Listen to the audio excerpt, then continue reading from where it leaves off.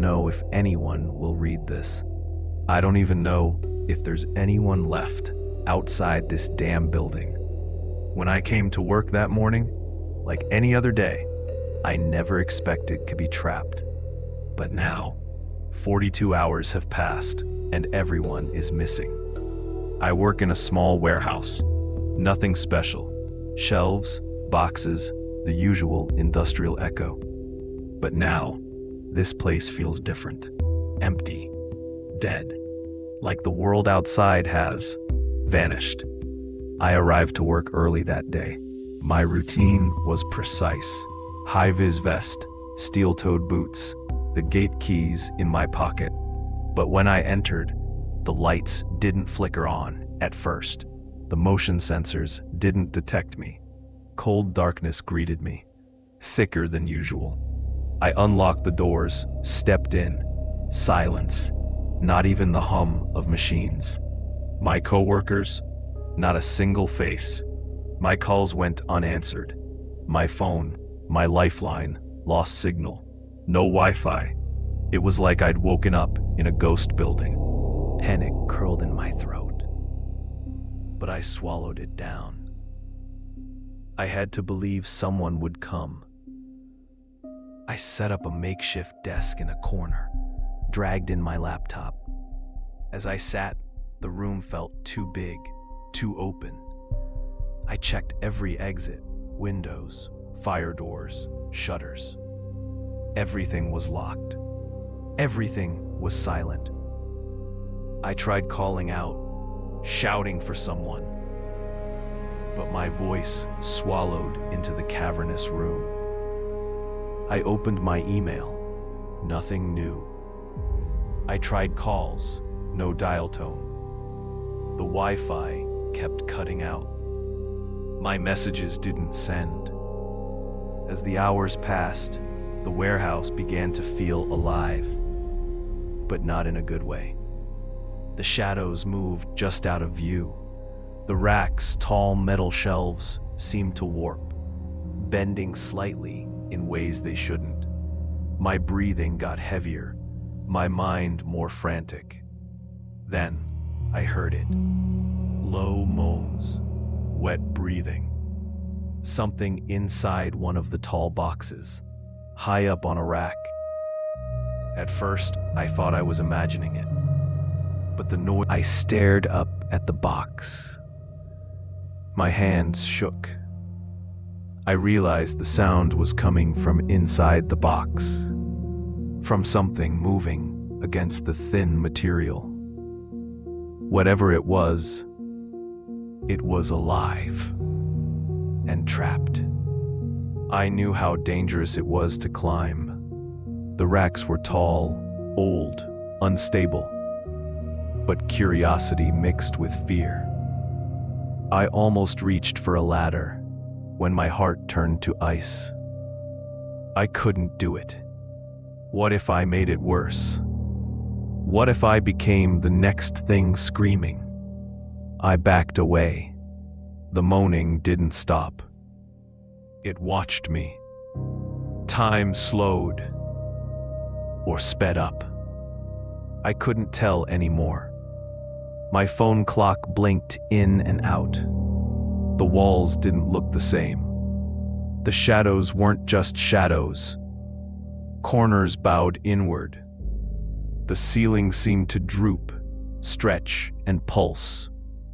The racks bent, twisted in impossible ways. Every now and then, I thought I saw movement. My skin crawled. My logic faltered.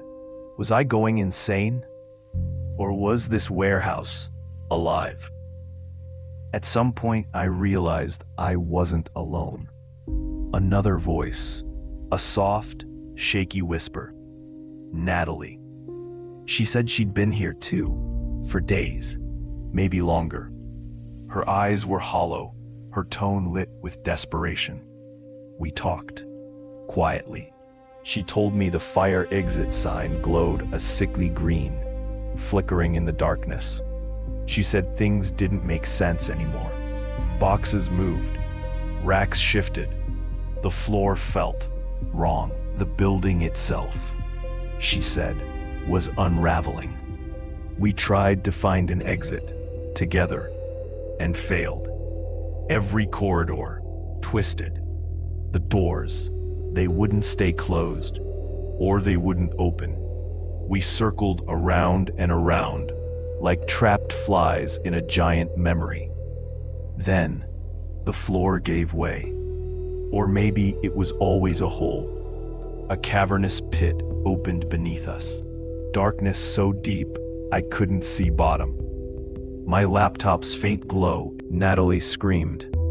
I wanted to look away, but I couldn't. Her face, someone I recognized, contorted in terror. She wasn't just a colleague. She was one of the people I cared about. Something under us breathed. Something alive in the abyss. We ran. Boxes scraped. Metal creaked. Our footsteps echoed like cannon fire. The warehouse seemed to shift again. Walls closer. Racks tighter. Darkness thicker.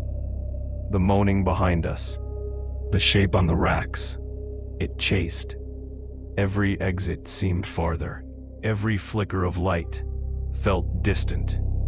Natalie grabbed my arm. We need to break something. Anything. She picked up a metal bar. I helped her. We smashed a shutter. It stubbornly creaked, but it didn't open. Instead, it broke inward, and something behind it lurched. A figure, or figures, sliding out of the shadows. I shut my eyes. I braced myself. We were trapped. That's where I am now. Still trapped. I write this because I don't know what else to do. My phone still flips between no signal and dead silence. I don't know if anyone will ever read these words. But if you do, if you're out there, help me. Help us. Because whatever is here, it's not just a warehouse. It's something else. Something that doesn't let people go. And it's watching.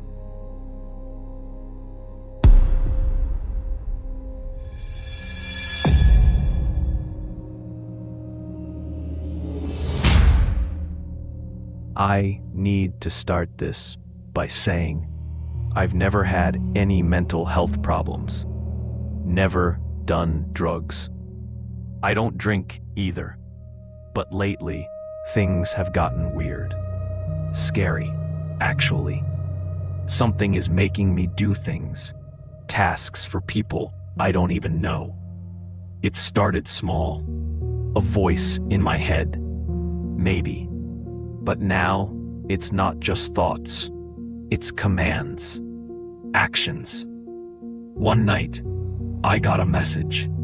Not through my phone. Not from someone I know. Just a voice in my head telling me to go outside, walk to a bus stop, pick up a package no one told me about. I obeyed. I walked barefoot in the dark, following the voice's instructions. My heart pounded, but I couldn't stop. I had to. And when I got there was a small box. Inside, a crumpled piece of paper with a single sentence. Leave this at the park bench. Over the days, the tasks kept coming. Sometimes I hovered phone calls for strangers. Other times, I had to deliver letters I couldn't read. The voice never told me who they were, just what to do, how to act. I'd walk through the city at night, never sure who I was serving. Strangers would look at me oddly, like they were waiting for me. It felt like I was a ghost, doing errands in someone else's life. I tried to fight it. One night, I refused. I didn't go. I stayed in bed, eyes shut, telling myself it was just my mind playing tricks. But I woke up the next morning, and I was somewhere else. In my hand, I found a key.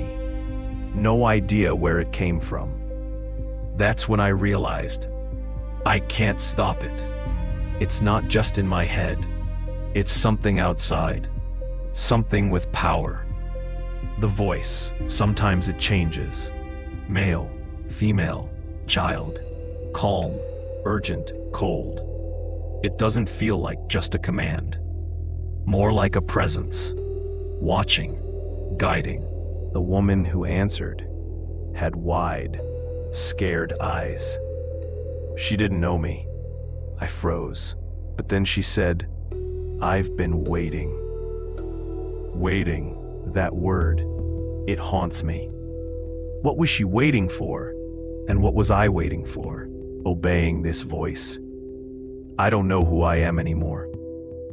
When I'm not following orders, I feel empty, lost. It's like I only exist when I'm doing these tasks. Without them, I don't know where me ends, and whatever this thing is, begins. Sometimes, I wake up covered in sweat, haunted by a single question. Does it ever rest? And the voice answers, not until I do. Yesterday, the command came again, but this time I refused.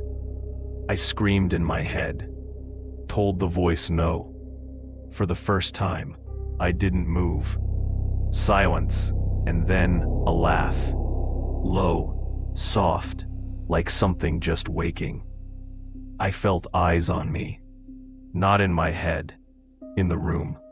I flicked on the light, nothing, but in the mirror, I saw someone, not quite a person. As I turned, it vanished, and the voice whispered, "Good.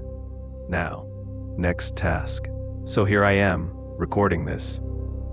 I don't know who that presence is, or what it wants. But I know one thing. As long as it has orders, I'll obey. If you ever feel like someone else is controlling you, listen carefully, because sometimes the most terrifying things aren't the ones you can see. They're the ones that whisper inside.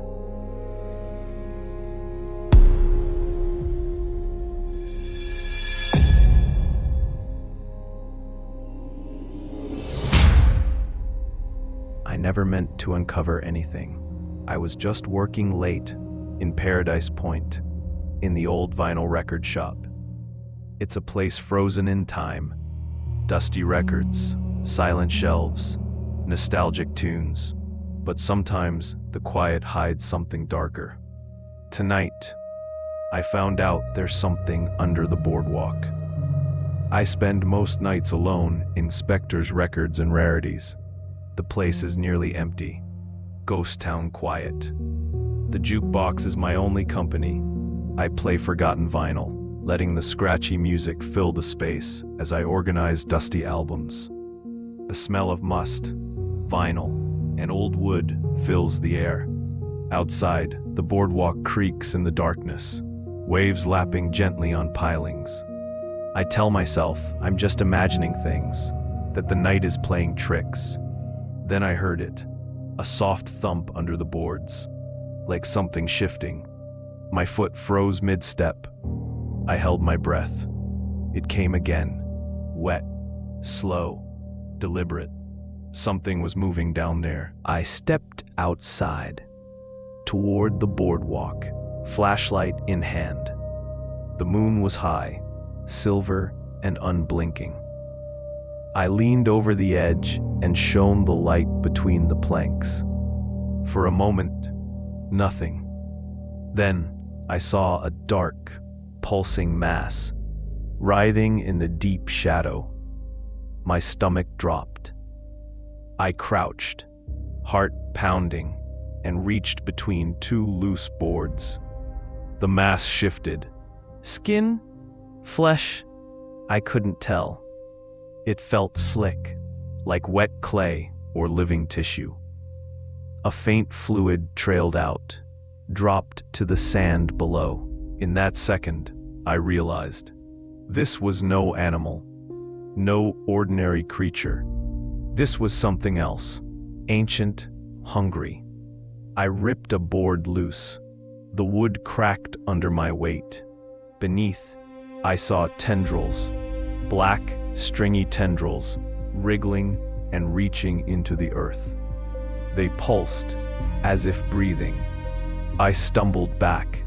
My flashlight shook in my hand.